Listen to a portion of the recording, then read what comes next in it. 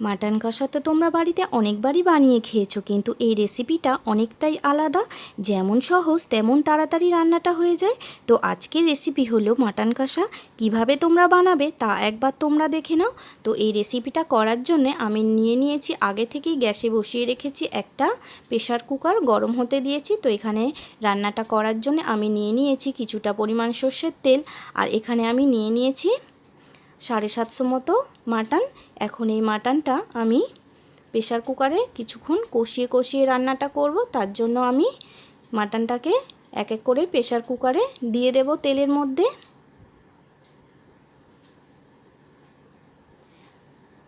তো মাটনটা তেলের মধ্যে দেওয়ার পর এখন আমি পরিমাণ মতো নুন এতে দিয়ে দেব, আর দিয়ে দেব হাফ চামচ মতো হলুদ গুঁড়ো, আর একটু কালারের জন্য দিয়ে দিলাম কাশ্মীরি লঙ্কার গুঁড়ো, আর এখন পরিমাণ মতো ঝালের জন্য দিয়ে দিলাম পাকা লঙ্কা বাটা।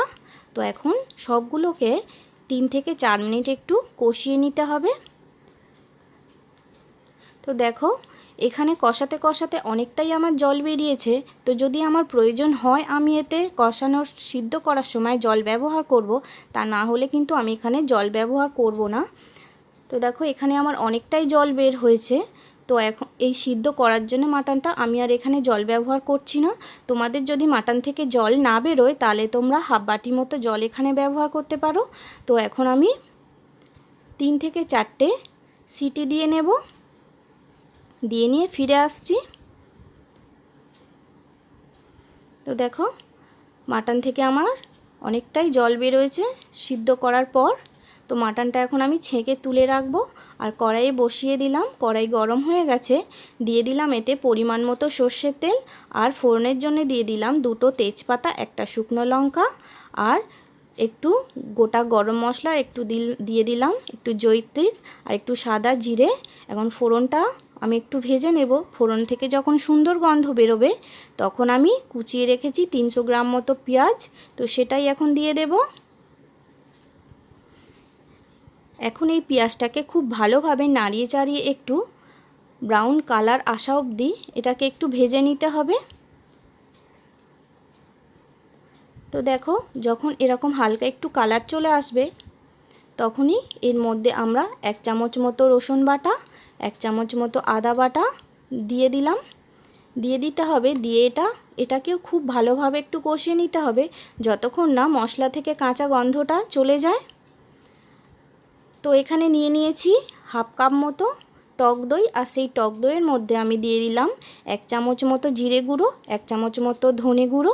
তো এটা তোমরা জিরে ধনে এটা বাটাও ব্যবহার করতে পারো। তো এই পর্যায়ে এখন এই মশলাটাও এতে অ্যাড করতে হবে, আর একটা বড় সাইজের টমেটো আমি পেস্ট করে রেখেছিলাম, তো সেটাই এখন দিয়ে দিলাম। দিয়ে একটু মশলার বাটি ধুয়ে দিয়ে দিলাম একটু জল, যাতে মশলাটা নিচে ধরে না যায়। দিয়ে এখন খুব ভালোভাবে এটাকে কষিয়ে নিতে হবে, অবশ্যই গ্যাসের ফ্লেমটা কম রেখে।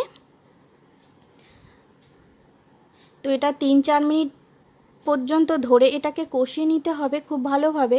তো এই পর্যায়ে এখন দিয়ে দিলাম পরিমাণ মতো নুন আর হলুদ মশলার মধ্যে, দিয়ে এটাকে 3 থেকে 4 মিনিট খুব ভালোভাবে গ্যাস কমিয়ে এটাকে কষিয়ে নিতে হবে।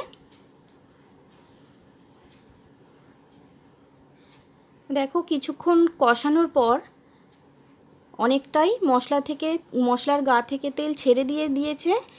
এখন এই পর্যায়ে আমি ছেঁকে রাখা মাটনগুলো এক এক করে দিয়ে দেব। দিয়েও আবারও কিন্তু খুব ভালোভাবে এটাকে কষাতে হবে 15 থেকে 20 মিনিট। অবশ্যই গ্যাসটা একটু কমিয়ে কমিয়ে তোমরা কষাবে।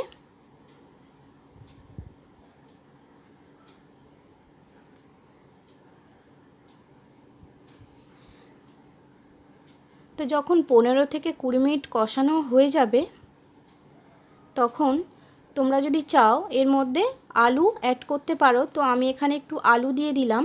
তো এই পর্যায়ে যদি আলু দেওয়ার হয় তখন তোমরা দিয়ে দেবে। দিয়ে আবারও এটা কিছুক্ষণ 2 থেকে 4 মিনিট খুব ভালোভাবে কষিয়ে নিতে হবে। তো দেখো যখন এই পর্যায়ে চলে আসবে তখন যে মাটন সিদ্ধ করে রেখেছিলাম তো সেই জলটা দিয়ে দিতে হবে। দেওয়ার পর একটু নাড়িয়ে চাড়িয়ে আমি আরেকটু জল এতে ব্যবহার করব। তো সেই জলটাও যেন অবশ্যই গরম জল হয়। আর এই মাটনের জলটা দেওয়ার কারণে কিন্তু ঝোলের টেস্ট হবে দুর্দান্ত, মাটনের টেস্টটাও হবে একদম পারফেক্ট। এখন এটাকে ঢেকে দিয়ে কিছুক্ষণ রান্নাটা করে নিতে হবে। তো দেখো ঝোলটা কিন্তু আমার অনেকটাই শুকিয়ে এসেছে, আর আমার শুকানোর দরকার নেই। তো এই সময় আমি দিয়ে দেব 1/2 চামচ মতো গরম মশলার গুঁড়ো।